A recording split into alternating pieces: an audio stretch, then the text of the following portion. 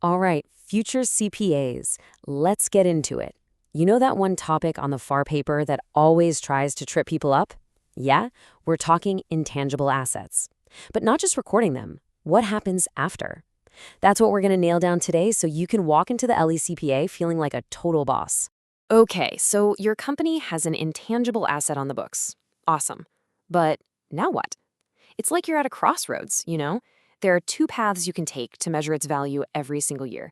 And let me tell you, this isn't a choose-your-own-adventure kind of deal. There are strict rules, and picking the right path is absolutely critical. So here's the game plan. We're going to break down the two main paths, figure out what this whole revaluation model thing is about, and meet the super strict gatekeeper that guards it. Then we'll cover the rules for the few that get in, and wrap it all up with the ultimate LECPA cheat sheet. Let's do this. Okay. First things first, let's talk about the fundamental choice you've got. According to PAS 38, that's the rulebook for this stuff, there are two ways to do this. Seriously, this is ground zero for any question you'll get on the exam, so let's really dial in. All right, on the left, you've got the cost model. This is your default, your go-to. It's simple, it's straightforward. Think of it as the main highway everyone uses. Then on the right, you have the revaluation model. This is like the exclusive members-only club. It's all about fair value, giving you a super current look at what the asset's worth.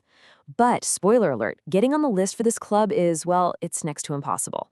Right, so let's talk more about that exclusive club. Why is the revaluation model so, well, exclusive? Why don't you see it used for intangibles all the time? There's a really good reason, and we're about to find out what it is. Listen to this. The standard literally says it's uncommon. It's basically the rule makers waving a big red flag. They're saying, hey, you can't just make up a value for your unique stuff. Think about it. A brand, a patent. These things are one of a kind. There's no way you can reliably price them against something else, because there's nothing else quite like them. So that leads us to the one, the only strict rule you absolutely positively have to know to even think about using this model. Seriously, if you're taking notes, put a huge star next to this. This is the key word that will save you on the LEPCA. Okay, let's meet the gatekeeper. To get into the revaluation model club, your asset has to get past a super tough bouncer, and that bouncer's name is the active market. If you can't prove there's an active market, you're not getting in. The conversation just stops right there. It's non-negotiable. So what the heck is an active market anyway? The IFRS is super specific about this. It's not like posting something on Facebook Marketplace. No. We're talking about a market that's always buzzing with activity, where prices are public, and there are tons of transactions happening all the time. It's got to be legit. So this bouncer has a 3-point checklist, and you have to tick every single box. First, are the things being traded all the same, like identical? Second, can you find someone to buy it from or sell it to pretty much 24/7? And third, are the prices out there for everyone to see? If you say no to even one of these, you're out. Access denied. And this is why almost no intangibles get in. Very few things can meet all three conditions. But here are the rare exceptions you'll see in your exam problems. Think about it. A taxi license in Manila is a taxi license in Manila. They're all the same, people are always buying and selling them, and the prices are known. That's an active market. Okay, now this is the money slide. This is your core memory for the LECPA. Brands, patents, trademarks, they're all unique. They are one of a kind. So by definition, they can't have an active market. You can't just go and buy the Jollibee brand on a public exchange, right? So for these guys, it's the cost model, period. No exceptions. That's the rule. All right, but what if? What if you actually have one of those super rare assets that makes it past the bouncer and gets into the club? What happens then? Well, once you're inside, there are a whole new set of rules to follow. Let's check them out.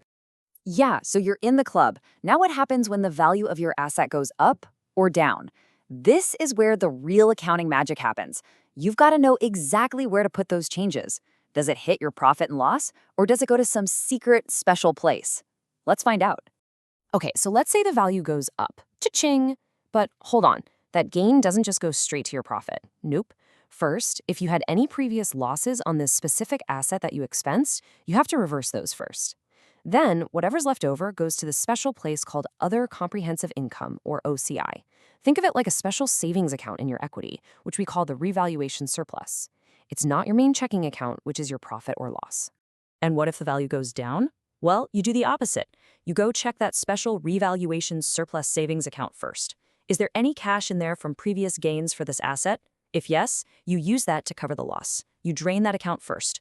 Only when that surplus is totally gone, down to zero, does any remaining loss hit your main account, your profit or loss as an expense. Whew. Okay, I know that was a bunch of rules, but that's the whole game right there. So let's bring it all home. We've talked about the two models, the tough gatekeeper, and the rules inside the VIP club. Now it's time for the best part, the ultimate LSCPA cheat sheet to lock all of this in. Okay, no joke. Get ready to screenshot this. This slide boils everything down to exactly what you need to know for the exam. This is your key, your anchor. This is what you're going to visualize when you see a question on this topic. Boom, here it is. You've got the basis for each model side by side. You see that big, bold requirement, active market. It's not a suggestion. And you see how rare it is. But look at the bottom two rows. That's where the points are on the exam. Gains go to OCI, losses hit that surplus first, then P&L.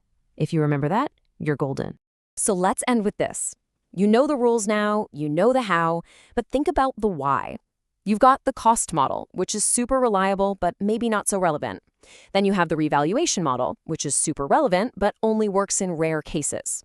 Which one is actually more useful to someone reading the financial statements? That's the kind of thinking that takes you from just passing the boards to being a truly great accountant. All right, you got this. Now go crush that exam.